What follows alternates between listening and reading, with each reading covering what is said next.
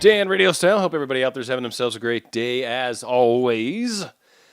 Doing a special show here, and like I said, I've kind of given up on naming them in advance because I'm going to change it anyway, right? But the one concern I have on this particular one, it has to do with the higher self and the conscious self, or I don't want to say lower self because that kind of really doesn't have a good connotation to it. But conceptually, from the standpoint of higher being above, outside of consciousness, and the lower being the part that we're basically living, higher being in the soul level. But that being said, the higher consciousness just kind of implies it's that unconscious part of us. And I do actually think that's the part of us that Goddard's talking about when he's referring to the manifesting part of us. Though I think in psychological terms, a lot of times subconscious seems to be more of a buried issue having kind of concept. And I think Goddard was actually meaning it similar to what we talked about. And Agnes and I were talking about this concept maybe when we did our show, and it's just recently posted on my channel, but we recorded it on 4 days ago. So I think after spending some time thinking about it, and something happened in my world today that really brought this to attention. And I think actually this is going to make a lot of sense to people. It's going to help you understand, one, your manifestation process, and two, why we have the mind chatter, why it's so difficult to deal with that, and kind of give you a little bit of understanding. So now you're like, oh, okay, I kind of get what letting go means, and I kind of get right. So it's going to hopefully tie in some of these things together. We came in with Pat Benatar doing "We Belong." Ironically, another side point. This totally just came up when I was doing the song and recording it, but this was a song with my special person years ago that just ripped my heart out of my chest, cheated on me, the whole 9 yards. It was just the whole thing. And it ended beautifully the way it was supposed to, and she's happy, and she's got children and all that. I've got nothing bad to say about her. In fact, I even tried to get her back after she cheated on me and came back visiting because I was living with her family. That was good times. She came back. I even tried to get her back then, bought her a card, did all this crazy stuff, wrote her a poem. Ridiculous. Not one of my happier moments. My point is, fortunately, life did not allow me to go down that path as hard as I tried. And where I look at where I'm at now and the amazing woman that is in my life and how I feel and all those things, I'm so glad I was not able to accomplish what I was trying to. And that's worth whatever it is. So the concept between the higher self and the lower self, when we are manifesting, it's our lower self, and this is a really important key right here. It's truly the imagination that is the connector. This is truly the mechanism that binds the higher self and the lower self when manifesting. It's why it's so heavily important to have that aspect in there. It has to be there. Now, imagining can come in a number of ways. It doesn't just have to be imagery. It can be words. It can be sounds. Everybody's different. Okay, so don't get stuck on how you did it. It's as long as you're consciously, intentionally putting this concept out there, this desire to have something. Maybe it's done through words and you don't see anything in your head. Perfectly okay. Maybe it's done through, I don't know, it's got a song and certain lyrics to songs seem to pop up and that paint. I don't know. If you can see things and imagine things, great. That is a great way to do it. And certainly the more senses you can add to it, the better. It just speeds up the process. It doesn't mean you can't have it if you're only coming at it from words, right? Maybe you can only write it. Well, writing, you have to sort of be able to see to write, right? So maybe words, you just talk stuff and you can't see it. Again, I don't want to get off the concept, but that's really where that imagining happens, okay? So that's the bridge between conscious and the higher self, the higher conscious, if you will. Higher conscious and the regular conscious self, right? So regular conscious self imagines, pushes up to the higher self, and gives the message, says, here's what I want. Boom. Take it. Take it. And as Goddard would say, run with it, make it happen, make it so. Make it so. Make it happen, Captain. Right? What's awesome about the higher self is the higher self's kind of like the eagle.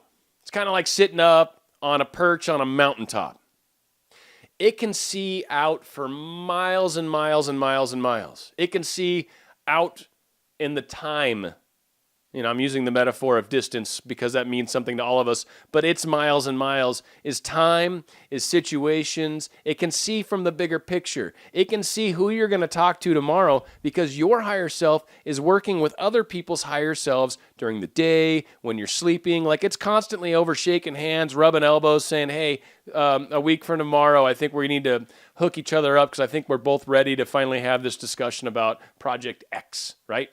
Higher self can see all this stuff, knows everything, and does exactly for you what you desire. So we send it up. We used imagination. Bam, send it up. Higher self, have at it. Thank you very much. Thank you, Jesus, right? We put it out there. Higher self goes, all right, boom. Here's what's going to happen over the next period of time, whatever it is. Don't get hung up on time, but we'll get back to that.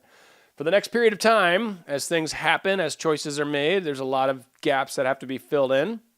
You're going to do this, you're going to do this, you're going to do this, you're going to do this, then you're going to do this, then you're going to do this, then, bam, this happens, and that's what you want. All right? It says, this is the quickest way I can get you there. I'm going to guide you every step of the way through intuition, through feeling. It's basically going to be your compass. So whenever, it's going to be your downstream. That's a great way to pull Esther Hicks into this. It's going to feel like you're downstream. It's your downstream. It's your compass arrow from the higher self going, go this way. And downstream feels right. Pointing towards the arrow feels right. The second we get off that, we feel weird. It feels bad. We start getting sad. All these things start to happen. If you're having negative emotions in any way, shape, or form because of the direction you're choosing a bad direction. You're getting away from the compass heading. Bring it back. Higher self knows. Higher self's doing everything it can to look out ahead because it can see in the future. It sees the bigger picture. It can talk to the people involved. It has little mini discussions. It says, all right, person of special interest, we're going to meet up in 6 months. Here's the plan I got. You got something cool? All right, because your person's going to be doing their own little zigzag in life. And then bam, meet together 6 months. Woo! Awesome. This is where it gets interesting. The conscious self can only see right now. And this kind of tripped me out to a degree because the whole metaphysical thing it's all about right now. And I agree. It is about right now. But you start running into a strange instance when you're starting to imagine a different tomorrow. You're basically manifesting, you're doing it right now, and all the energy's right now, and that is where your power is. But we're imagining a future, which is kind of living in the future. But it makes sense because the lower self, through imagining, pushes to the higher self where time and space don't matter. So from our vantage point, we are very in the right now. And the problem that most of us experience in the right now is we don't realize we're in a forest. All we see is the trees. We can't tell that there's only a couple more miles of trees before the forest will no longer be there. Our higher self can see that the forest is ending. All you got to do is go that way. Keep going that way for like 2 miles and you are out of the forest. If you go that way, it's about 8 miles. If you go that way, it's about 16 miles. If you go that way, it's a freaking 100 miles. But if you go that way, if you go over here, it's like 2 miles. It's like 2 kilometers, whatever. We don't need to, distance doesn't need to be equal. Doesn't matter. It's an arbitrary number. But your conscious self, the part of you that's always with you, the part of you that you're conscious of, the part of you that you're aware of, you have no idea what the hell higher self's doing. We tap into it occasionally through dreams, through other things, through meditation, but you have no idea. None of us do. I don't either. None of us have any real idea what the hell's going on in the higher self land. All we are aware of is there's a lot of trees everywhere I look. And you want me to go that way? I don't know. It's just a bunch of trees. I want to go this way. Higher self's like, yeah, start walking that way and see how you feel about it. And you do. You're like, oh, no, I think I'm better to go this way. Maybe there's water. Maybe there's whatever, right? Conscious self can only see right now. Conscious self has no idea that 2 miles that way You find the river, and following the river, you always manage to get away from the forest. You get out to land. You get out to where people are. You get to a good place. There's always life with water. Sometimes we have to stop paying attention to knowing exactly where we are right now. And understand that we've already put the communication up to our higher self. Higher self wants to help you out. It's you. It's your higher self. It's you. It totally wants to help you out. Lower self only sees what's happening right now. And that's what we're using our senses to decide if we've manifested what we're desiring. Right? We're looking at it and we're going, well, it's not here right now. It must not be happening. It must not be there. That river must not be 2 miles away. Must not be, because I can't see the river right now.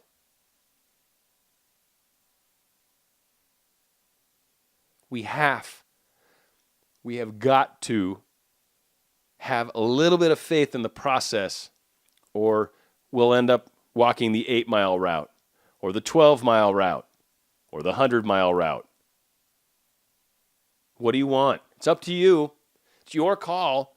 Keep trusting what you're seeing right now to decide what the hell next week's going to be and see where you get. Or do the imaginal work. Push it up to your higher self. Go, thank you, take it. Eagle, fly. Falcon, go get it. Do it. Do it now. Get in a chopper. Oddly appropriate for whatever reason. Just keep on running. There you go. I had to throw some forest in there too. Just do it. Put it up there. Let it go and stop. Use your right now to reinforce more of that imaginary work. Maybe imagine additional scenes because you know you're putting energy towards that. Not because it's not happening fast enough. You're going as quickly as you can. Every time you look at right now and go, nah, now you start walking down the 8-mile route. Truly. Just keep going. Shut up as far as it does not fast enough. Who cares? You are going as fast as you can. Period. If this person matters to you, that should be okay. If you require this person to be happy, well, there's probably some imbalances at work that you obviously maybe don't want to look at. If that person is where happiness exists and you can't be happy until you're there, you're not getting there. You're going the 100-mile route. You're totally going backwards. Can't do it. Can't. You'd be lucky if you get there in 100 miles. You have to be cool with where you're at. You have to know you're on the journey. You have to know this and be happy with it and be content with it. You don't have to necessarily always walk around with a freaking sunshine smile on your face, though it's pretty groovy when you do. But just know what's happening. It's in process. That's why I kind of tried to coin that phrase at some point. Not that I'm the first to say it. I have no idea if anyone else has, but it's in process. It's happening right now. I mean, if you need to figure out something to tell your conscious mind, all right, this is, boom. I know right now you don't see it. I get that, but that's not reality. Reality is it's in process. Reality is it's in process. Don't say it's going to happen someday. Don't say someday soon. Those words, seriously, we'll just keep putting it out there, by the way. They just help push it further out. Like, I don't want it yet. This is going to happen someday. I made this mistake for months. This is happening someday. And then as I started changing it, honestly, everything started to hone in. Everything started to come back together. It's happening now. Makes an enormous difference. But again, remember, higher self, imaginal, push it up, let it happen. Let it find you the 2-mile route to the river. And then you're good. You're there. You're golden. Maybe the river is still another week or 2 or 3, but it's that point of the journey where you know you're heading together. You're just not kissing yet, maybe. Maybe you're not, I don't know, dating again. Maybe you haven't made love. Maybe whatever. Maybe you haven't hugged. Whatever. Maybe you haven't seen each other in person, but it's happening. You know, everything's leading up. There's been phone calls. There's like, oh, we've got a date set. We're totally going to see each other. Like you're on the river. Your victory is nearby. I hope this makes a difference. I don't know. This hit me today, and it was just like, oh, man, it just makes sense. It was like a yes, and that ties in the Goddard thing a little bit for me, which I kind of needed. So this whole thing, I thought it was beautiful. I'm not sure what I'm calling it. It has to do with imagination. It's kind of maybe a conduit between higher and lower self. I don't know what I'm going to call this, frankly. I got to figure that out here in a little while after I render this guy.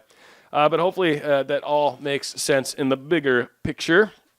Going out with a great song that was from a movie called The Officer and a Gentleman. Excellent movie from, is it the 70s? Might be the 70s. Late 70s, I think, came out. Very, very cool. Richard Gere when he was quite young.